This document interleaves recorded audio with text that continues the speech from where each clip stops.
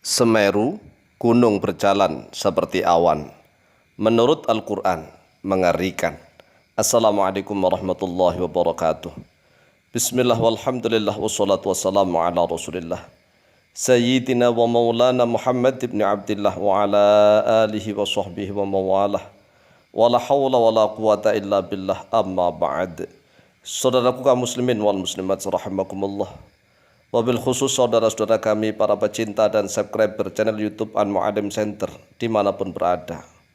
Akhir-akhir ini banyak beredar berita-berita tentang Gunung Semeru, yang katanya Gunung Semeru adalah anak dari Gunung Meru yang ada di India. Ini menurut kami adalah tidak benar, karena Gunung Meru itu adalah cerita di Mahabharata, cerita di Ramayana yang mitos tidak ada. Gunung Meru itu tidak ada lokasinya, tidak ada. Sedangkan menurut kami, Pulau Jawa zaman Nabi Muhammad SAW dikenal sebagai Hindi. Hindi adalah India. Sehingga Jawa dan Nusantara zaman dahulu itu memang disebut Hindia, India. Hanya saja setelah negara terpisah-pisah, terpecah-pecah, Jawa menjadi Jawa, India menjadi Hindia. Tetapi Gunung Semeru yang puncaknya Mahameru itu adalah asli ada di tanah Jawa. Dan setiap gunung itu menurut Allah Azza wa Jalla adalah berjalan seperti awan. Walaupun menurut pandangan manusia, gunung-gunung itu seperti benda-benda padat yang diam saja. Padahal setiap gunung itu bergerak sebagai pasak-pasak bumi, tetapi bergerak. Hal ini telah diterangkan oleh Allah Azza wa Jalla di dalam Al-Quranul Karim, surat An-Naml ayat yang ke-88. Qala Allah Azza wa Jalla, a'udzu billahi minasyaitonir rajim. Wa taral jibala tahsabuha jamidatan wa hiya tamurru marras sahab. Subhanallahi alladzi atqana kulla syai' innahu khabirum bima taf'alun.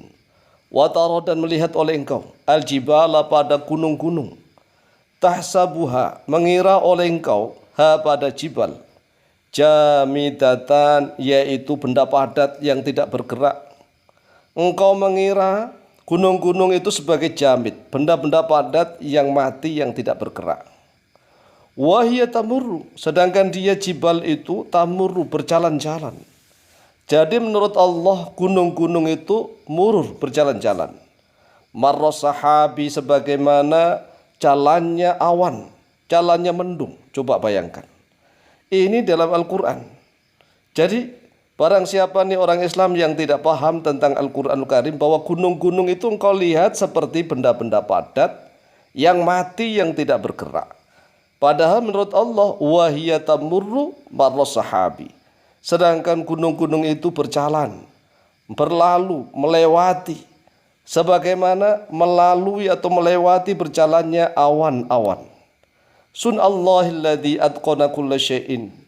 Engkau melihat pada ciptaan Allah yang telah menyempurnakan oleh Dia, Allah alladzi kulla syai'in, pada setiap sesuatu. Innahu, sesungguhnya Dia Allah khabirun, yaitu maha memberikan kabar. Allah sudah memberikan kabar kepada kita bahwa gunung-gunung itu bukan jamidah, bukan benda padat yang diam saja.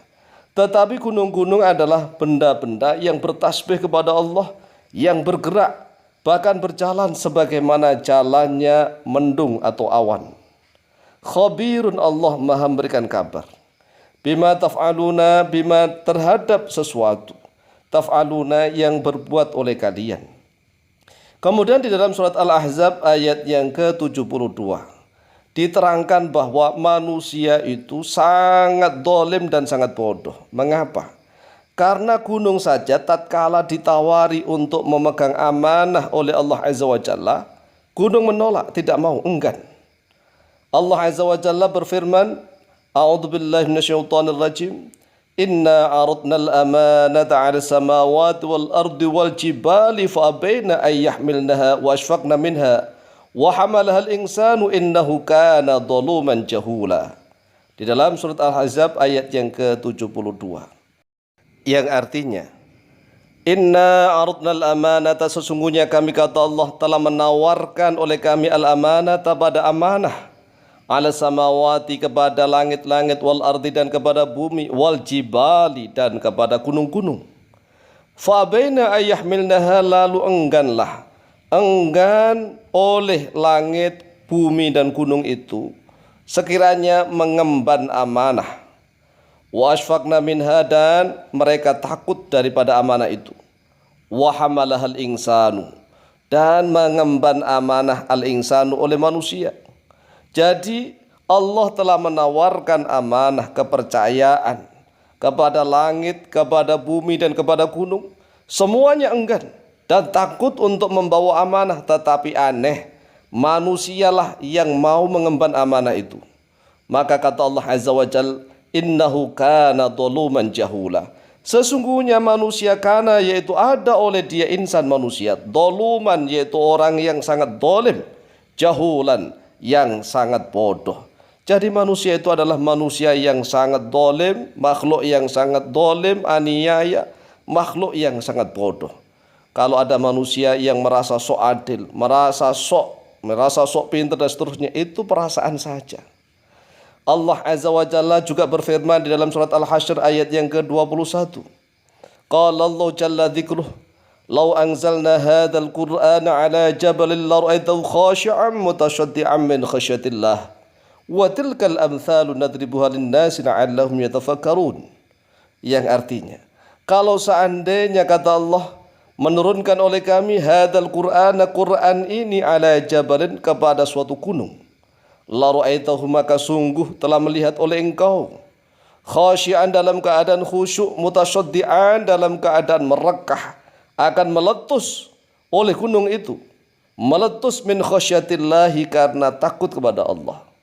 Wa tilkal amthalu, dan itulah sebagai contoh-contoh perumpamaan, nadribuha yang telah membuat oleh kami kata Allah kepada contoh-contoh itu, linnasi untuk manusia, la'allahum yatafakkarun, agar semoga manusia itu yatafakkarun, mau berfikir oleh manusia.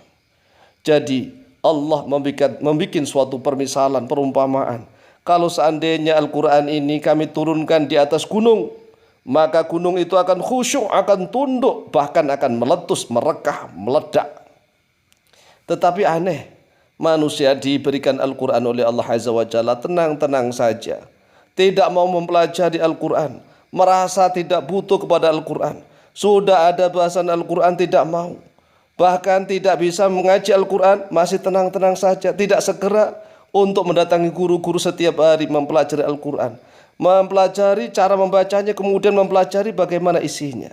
Inilah perumpamaan yang dahsyat dari Allah Azza wa Jalla. Kemudian di dalam surat Shad ayat yang ke-17 dan ke-18, qala Allah Jalla thana'uh, isbir ala ma yaquluna wadhkur abdana Dawud dzal aidi innahu awwab. Sabarlah oleh engkau wahai Muhammad, ala ma yaquluna, atas apa yang telah mereka ucapkan. Wadhkur abdana, dan ingatlah oleh engkau abdana pada hamba kami Dawud, ialah Dawud, dzal aidi yang memiliki kekuatan, innahu awwab, sesungguhnya dia adalah hamba yang mendekatkan diri kepada Allah. Inna sakharnal jibala, sesungguhnya kami telah menundukkan oleh kami kata Allah al-jibala pada gunung-gunung, ma'ahu besertanya Daud, yusabbihna yang bertasbih oleh gunung-gunung itu, bil asyi pada waktu sore, wal isyraqi dan pada waktu pagi. Jadi gunung-gunung itu senantiasa bertasbih kepada Allah pada waktu sore dan pagi. Manusialah yang lalai kepada Allah Azza wa Jalla, sehingga gunung marah, meletus, meledak. Padahal gunung itu tidak berhenti. Gunung itu berjalan sebagaimana berjalannya awan. Walaqad atayna Dawuda minna fadlan ya jibalu awwibi ma'ahu wat-tayra wa alanna lahul hadid. Dan sungguh telah memberikan oleh kami kata Allah Dawuda kepada Dawud, minna dari kami, fadlan pada keutamaan, kelebihan. Ya jibalu awwibi, wahai gunung-gunung, awwibi tunduk oleh engkau, ma'ahu besertanya Dawud, wat-tayra dan juga beserta burung-burung, wa alanna dan melunakkan oleh kami lahu kepadanya Dawud al-hadida pada besi. Dalam surat Saba ayat yang ke-10. Jadi jelas bahwa gunung-gunung itu sebenarnya bukan benda mati tetapi benda hidup yang senantiasa menyaksikan tingkah laku kita setiap saat. Apabila gunung itu meletus maka sudah wajar karena gunung itu sejatinya berjalan seperti awan sebagaimana firman Allah Azza wa Jalla. Demikian semoga bermanfaat. Wallahu ta'ala a'lamu bishawab.